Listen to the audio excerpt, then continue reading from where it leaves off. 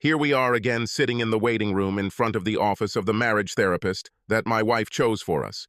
We meet with her once a week, and this is our 12th visit. The therapist doesn't know it yet, but this is also our last visit. I have prepared a surprise for both my wife and our therapist, and in the future, they can get together without me to figure out where they went wrong. My wife can pay. You hear stories about therapists like this one, but I never thought I would deal with one like this. I call her charlatan. She's a husband-hating bitch, and it's no harder than it sounds. She lives to make excuses for women and their bad behavior. My wife chose it despite my objections. Big surprise. We could choose a legitimate therapist together, interview them, develop mutual trust in the one we choose, and move forward to do the difficult work together. But that did not happen. Ruth needed to stack the deck so she could control the meetings. It's not that I'm against therapy, I just don't think it's therapy. Every complaint my wife makes comes back to me with the words, "David, what you need to understand is that you did not provide for your wife." Well, at least it will end today. I think it's worth taking a quick look at what brought us to this point. We got married right out of college 25 years ago. We have 2 children, a boy and a girl, both in college. They are great kids, but don't ask me how. I tried to be the best father I could be, but my wife was missing so often that my own children jokingly called me Pom, as in mom-dad, when I tried to fill the void. The first time they did this, I was offended, but quickly realized that they saw that I was both a mother and a father to them.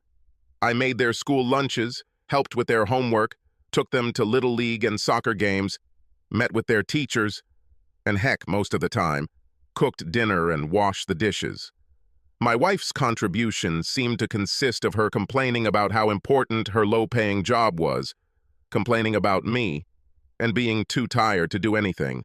This is not entirely fair. She did contribute, but over the years, she seemed to become less involved with the family and more preoccupied with life outside the home. Complaints about work gave way to complaints about me. I never did enough, or I didn't do it right, or we didn't have enough money, or we didn't take the best vacations, or whatever else her dissatisfaction made her focus on. The children saw this, and when they grew up, I began to often hear, "Dad, you are the best." And it was all worth it. You know the old story about how to boil a frog? I was that frog. So, this frog finally had enough, and I jumped out of the pan.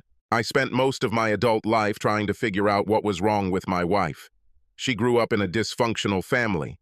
This would be something you would read about in horror movies, if horror movies were about parents stalking their children. Her mother was a serial adulteress who used her daughter to cover up her infidelities. As a child, she was taught never to tell her father what really happened during those shopping trips. Her father was not stupid, but he was weak and, as you can imagine, a broken man. He was a mouse that growls. So painfully shy that he could barely hold a conversation, he would go out for a drink after work and then raise hell when he got home. The house became a battlefield where there was no real communication, no time together, no joy.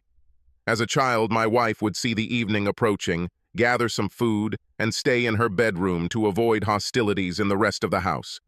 Is it any wonder that she became what she became? Deceit and manipulation were her thing, and it took me decades to realize that she was deeply broken and could never truly live in a marriage. This understanding eased the pain, and my love for my children kept me going until they grew up. I actually saw a therapist for a while. I explained to her the picture I had seen, told her about Ruth's childhood, and continued to ask what I could do to fix the slow breakdown of my marriage. She patiently explained to me that she could only help the one in front of her, and that was me. She taught me to take care of myself, to stand up for myself, and to not get sucked into the hole of empty life that Ruth's existence had become. I learned to focus on my children, live for them, and keep the door open in case Ruth ever decided to join the family. Now that the kids were in college, I knew the end was near. I couldn't go on like this, and I was pretty sure that Ruth would destroy our marriage very soon. You see, my own therapist explained to me that when a child grows up in chaos, he adapts to it. I know it sounds crazy, but she said that when life was going well, Ruth would blow things up because chaos was what she was most comfortable with. It was a revelation. I thought, after all, I'm not crazy. I saw this pattern, but did not believe in it. Now that the kids are off to college, our finances are under control. The house is almost paid off, and the two of us have enough free time to enjoy our time together. She was destined to ruin everything. My thoughts were interrupted by the door to the inner office opening and another couple entering the waiting room. The husband looked tearful, and the wife looked smug. The charlatan earned her salary for this session. By then, I already knew how to act. We waited for the charlatan to write her notes about the last session, and then the door would open. "Ruth, I'm ready to meet you and David." That was her way of saying, "I washed off the blood, so bring the next victim." Ruth sat on the sofa, and charlatan always expected me to sit next to her, but this time I chose the chair to Ruth's right, with my back to the door. "David, please sit down with your wife." "Sorry, but I can see her better from here. Besides, my back hurts, and this sofa has never been comfortable for me." God, that was an understatement. The charlatan looks annoyed and said, "David, is there anything you want to say after our last meeting?" "Yes, I want to. We keep coming here, supposedly working on our marriage, but I still can't shake the thought that my wife is cheating on me. I can't forget about it, and nothing said here will change my mind." The charlatan didn't even wait for my wife to speak. "David, I already told you that I am absolutely sure that Ruth is not cheating on you. We talked to her, and I am convinced that all this is only in your thoughts. You have to give it up and move on." She doesn't even wait for my answer. "Ruth, what do you want to talk about today? She didn't hide her bias, did she?" Ruth went through a mental list of my shortcomings and settled on, "He doesn't support me." That's all it took, and she was off to the races. "He complains when I work late, and I just want to go out with friends sometimes to unwind," Ruth complained, and charlatan nodded her head. Everything was the same as in every session. I knew Ruth would continue for a long time, so I let my thoughts wander. Early in our therapy, in one of our one-on-one sessions, before I even realized that our therapist had an agenda, I told her that I thought my wife had been unfaithful in the past. I didn't have any proof. It was just a feeling. The charlatan shut me down, rejected the very idea of it, and said that it was all in my head. After 2 months, my doubts grew into confidence, and her opinion went out the window when I began to prepare for war. The preparation took some time. "David? David, you listen?" "Oh yes, I'm listening." "I don't support her. Ruth said you are ignoring her and her needs. You don't support her when she has to work late, and you get jealous when she wants to spend a few hours with her friends. Well, I keep coming back to the feeling I have that she's not being faithful to the marriage." Now the charlatan couldn't even hide her contempt. "David, deal with it and be a man. I told you, she's not cheating on you. Your wife needs a man who can take charge, but if you continue to behave like this, perhaps she should find someone else." The charlatan just shook her head in disgust. "Ruth, you said, he doesn't take care of the house like he used to. He doesn't mow the lawn when he should. The house needs a new coat of paint." I thought, I can name this melody with 3 notes. I guess I gave away my thoughts. It was careless of me. "David, why are you grinning? This is serious work we are trying to do." "Sorry." And with that most insincere apology, my thoughts began to wander again, while my wife spoke. Ruth always insists that she come to our meetings with the charlatan in her own car. I'm at work, but I could easily pick her up, and we could go together. No, that will not do. And for some reason, she is never free during the day after our meetings. I was slow, I admit it, but eventually, I pulled the string. I hired a private detective to follow her starting the afternoon after our meetings. And as it turned out, after each session, she met with Bill Peterson at the Best Western Hotel along the highway. I expanded the coverage, and now it happened every Thursday, but only on Thursday. Why didn't they run away at every opportunity? It soon became apparent that this was not a new romance and had been going on for some time. That's when it dawned on me that she was keeping him at a distance. Even with her adulterous boyfriend, she couldn't risk letting him get too close. She was deeply broken. They had a permanent number, which made it easy for my private investigator to bring a camera and recorder into the room. After I saw this, Therapy became just a waiting game until I got all my ducks in a row. Now I had 3 opponents to defeat: my wife, Bill, and Quack. When I was ready, I visited Bill's wife and gave her copies of all the documents. She used the services of my lawyer. She was not a very healthy woman, which caused me some concerns, but the lawyer assured me that even with her long-standing physical problems, she would be able to bring him to clean water. This seemed like the revenge I was looking for. "David! David! You listen?" "Eh? Oh yes, I heard. The house needs new paint." Well, at that moment there was a knock on the door. "Who the hell is this?" The charlatan stood up. "I will open. Anyway, this is for me." "To you?" "David, it's a session. This is a sacred time." "What do you mean by arranging something outside?" I didn't give her time to finish. I opened the door, and there stood Bill and his beautiful, albeit frail, wife, Marie. "Welcome. Welcome. Just in time. I'm glad you were able to come. Come in." Bill looked confused. Marie looked like a purposeful woman. Her hand shook with neurological weakness as she placed the cane on each step, but she strode purposefully into the room. Bill clearly didn't know who I was. He extended his hand. "My wife made this appointment. Honestly, I don't know why we're here." "Well, let me explain, Bill." Turning to my right and pointing to my wife sitting on the sofa, I said, "You know my wife Ruth, don't you, Bill?" "I've heard of this, but never seen it." The color drained from his face and he became pale white. I don't lie, Bill. We're all friends here. Therapy sessions are a safe place. I stole this phrase from my first session with Charlatan. Coincidentally, at that moment she decided to speak out. "David, what's going on here? How can you interrupt a session like that?" "Sorry, Char. That is Miss Jacobs. This is Bill Peterson. He has been having an affair with my wife for almost a year now. And before you say it's all my imagination, I have tons of pictures and videos of the 2 of them having sex at the Best Western." Turning to Bill, I said, "Bill, why don't you sit next to Ruth? If you can have sex with her, at least you can sit next to her while we deal with this unpleasant matter." Then, turning to Marie, I kissed her on the cheek and said, "Marie, I'm always glad to see you. Do you want this chair? It's amazingly comfortable." Smiling, she sat down and stared at her husband. I sat in the chair opposite her, so that the coffee table was between us, Ruth and Bill to my right, and Quack to my left. Still flapping my mouth like a fish out of water, that's when the mouth opens and closes, but makes no sounds. "Well, isn't this wonderful? Marie, you look beautiful as always. How do you feel today?"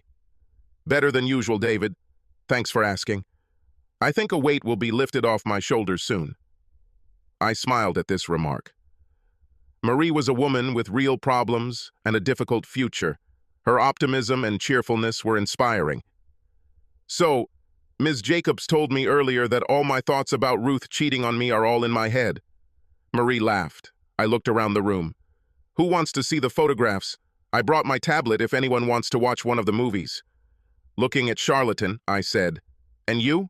Want to watch this asshole please my wife in an affair you told me doesn't exist?" "No." You suddenly became quiet. Turning to Bill, I said, "You know, Bill, having sex with my wife is one thing, but I've been her husband for a long time. And despite her lies and betrayal, I still have a sense of responsibility for her well-being. You tend to have sex with her like a slut, Bill. You're doing this like a beast. You've never just made love to her, or maybe that's not what she likes right now." I looked at Ruth. "Maybe if I knew you wanted to be treated like this, you wouldn't cheat on me with that slimy coward behind my back." I never would have thought, but she was really crying. For me, this was incomprehensible. Apparently, she knew our marriage was over. Bill's marriage was over. Now she could have Bill as much as she wanted and any other man. Why then the tears? All she was losing was me, and she made it clear that she didn't need me in the first place, except that perhaps she needed me to provide emotional stability that she couldn't provide herself. Ruth finally found her voice. "I never wanted you to find out. I'm sorry, David. I never meant to hurt you." And so on and so forth, moving down the list of cliches of deceivers. It was so pathetic it was almost funny. Stop pouring water, Ruth. You've had a year to think about your actions. Looking at the pathetic image of a man sitting next to her, I asked, "And what is your excuse? Your wife gave you 2 children who are now grown up and living independently. She has special needs and you repay her by playing pranks on the sly. Have you ever thought about becoming a man?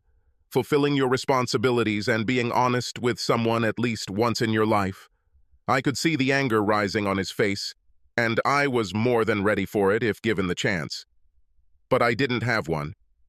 In the end, the two of them sat there, offering worthless excuses and empty apologies, until there was another knock on the door. "Oh," I looked at Marie. "Looks like our last guest has arrived." Until this moment, the charlatan had been surprisingly silent. This caused her to have a second outburst of indignation, to which I simply shrugged and opened the door. A middle-aged man in a cheap suit entered the office, and I pointed him to the sofa. "It's them?" He walked up to the 2 scammers, handed each an envelope, and said, "Ruth Harper, Bill Peterson, you've been served." Then he took a photo and turned away. That was the end of it. I guess it was his first time seeing someone in a marriage therapist's office, because as he passed by, he gave me a sly smile and quietly left the room. I closed the door behind him and returned to my place. Well, it's been a great day, hasn't it? From the wall clock, I see that our hour is already running out. Perhaps Ms. Jacobs will spend the last few minutes with the deceivers to help them understand what happened here today. I turned to her and added with a fair amount of sarcasm in my voice, "And perhaps you can understand how you could have gotten everything so terribly mixed up." I stood up, helped Marie to her feet, and took her hand as we left the office. Walking slowly down the corridor, I asked, "Are you going to be okay?" "I think yes. When you first showed me evidence of their betrayal, I was confused. I thought, how could the man I married do this to me? Now I know that he is not the man I married, and not the man I thought I married. All I lose are the memories or the illusion of what I thought I had, but didn't." It seemed to me that she spoke for both of us. She looked at me. "I still have children, and in a few years, there will be grandchildren. I'll be okay. You also have friends. Don't forget this. And perhaps in time, you will be able to count me among them." She smiled a sad smile and patted my hand. "I'm already counting." "In that case, what do you say about having lunch with a friend?" She smiled her first real smile all day. "With pleasure." We both drove to lunch in our own cars. It began with a melancholy meal when each of us silently recalled the sad events of the day. We knew this would happen. We planned this together. And yet it was the end of 2 marriages and the life we had built and considered ours. We talked about the 2 of them for a while and eventually decided it was time to move on. We talked about our children and everything that was happening in our city. We even discovered that we had a few mutual friends, and I knew they would support us both. You know that when this is all over, our friends will try to set us up on blind dates with all their single friends. At this thought, I involuntarily shuddered. She laughed quietly and said, "It won't be so bad. Who knows? You might even like it." All I could do was shake my head and sigh. As we talked, I became more and more optimistic about our future. In the end, I made it home without caring where the cheaters went, separately or together, or how they got there. Perhaps they left together to plan mutual defense or find lawyers, or perhaps they simply went to their weekly rendezvous. She most likely gave him a ride since Marie had their car. Of course, things have never been so simple. Arriving home later, Ruth went through all possible options for an apology. She even threw out a few reproaches, because we all know that when a woman cheats, her husband must be at least partly to blame. I wondered if Charlatan was still counseling her. When she finally ran out of steam and sat there sobbing, I decided it was my turn. I spoke briefly and to the point. "Ruth, throughout our marriage, I have felt sorry for you. The house you grew up in was hell on earth. I knew you were hurt by that life, but it seemed to me that you emerged mostly unscathed. I thought that if I could provide you with a truly loving marriage, you could heal and become the woman I knew you wanted to be. What I didn't realize was that you were incapable of healing. You are deeply broken. With every progress we made, with every successful coincidence of circumstances, you destroyed everything. You are not capable of being happy. All you know is sadness and destruction. I can't live like this anymore, and I don't want to live with a liar and a deceiver. It's over between us, Ruth. The children have grown up, and it's time for us to go our separate ways. I thought for a minute before finishing what I wanted to say. You need help, Ruth. You need real therapy, not this quack who tries to validate everything you say and justify everything you do. And when you find such a therapist, you must allow him to control the sessions. I know you, and you need to be in control. You won't get where you need to go if you control the journey. You need a true professional to guide you through the process of self-analysis so that you can get rid of the ghosts and demons that have haunted you since your youth. Please promise me that you will get real help. I doubt she heard my words. There were too many obstacles in her mind that prevented her from accepting the instructions, and the sad truth is that she was too much of a coward to face her demons. I admit that the decision to divorce Ruth was difficult for me. I kept coming back to my vows and remembering in sickness and in health. There was no doubt that Ruth was unwell. In the end, I decided that sick or not, Ruth knows right from wrong, and betrayal is still betrayal. 3 years have passed since that fateful meeting with the psychotherapist, and I move on with my life. The divorce was finalized just over 2 years ago. We split our lives in half, and I was ordered to pay child support for 3 years. Less than a year left. What I learned from all this is that when love dies and anger subsides, all that remains is a deep sense of sadness and loss. I lost what I had, but I lost it long before the divorce, and I lost what I could have had if I had ever had it to begin with. However, you cannot go through life focusing on what you have lost. I moved to the other side of town, kept the friends who eventually became my best therapy, and rebuilt my life with a new emphasis on the things I had always enjoyed and that I had too often given up because my wife wanted different things. In the process, I met a wonderful woman who shares my interests. We've both already been burned and are in no hurry. I'm optimistic, but I'm not in a rush. As for Bill, he got a pass. I wasn't about to go to jail just for a little revenge. Moreover, Marie needed him to earn a living so that he could pay for her upkeep. I think he got what he deserved. I believe this entire unfortunate experience taught me an important lesson. I realized that we can build a good life, or even a better life, if we remember who we are. Look forward and take advantage of what life offers us. As for my ex, I doubt she will ever be happy. It's just not in her nature to accept the joy that life offers and live it. She will always be looking for something more than what she has, losing what is most important in the process, and all the while she will refuse to invest a part of herself in the lives of the people around her. I'm sad for her, but now I know I can't change who or what she is, and all I can do